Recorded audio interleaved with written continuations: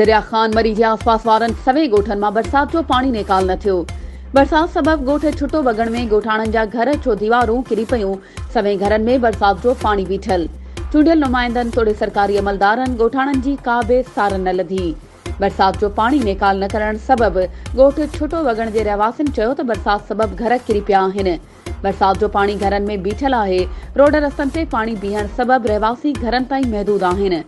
हिन महल ताईं कंहिं बि चूंडियल नुमाइंदे समेत कंहिं बि सरकारी अमलदार सार नाहे लधी। घरनि में बरसात जो पाणी बीहण सबब मोमिन मीरजत, मोहम्मद यूसुफ मीरजत समेत केतिराई रहवासी गैस्ट्रो, दस्त, उल्टिन, मलेरिया समेत ॿियनि मर्ज़नि में वकोड़जी विया आहिनि। पाणी सबब मरीज़नि खे इलाज लाइ अस्पताल ताईं बि नथा पहुचाए सघूं। रहवासियुनि वज़ीर आला सिंध, कमिश्नर शहीद बेनज़ीराबाद, DC नुशेरो फिरोज समेत वसवारनि खां मुतालबो कयो त फौरी तौर ते ॻोठ छुटो वगण समेत आसपास जे सभई ॻोठनि मां बरसात जो पाणी निकाल कराए नुक़सान जो अज़ालो कयो वञे।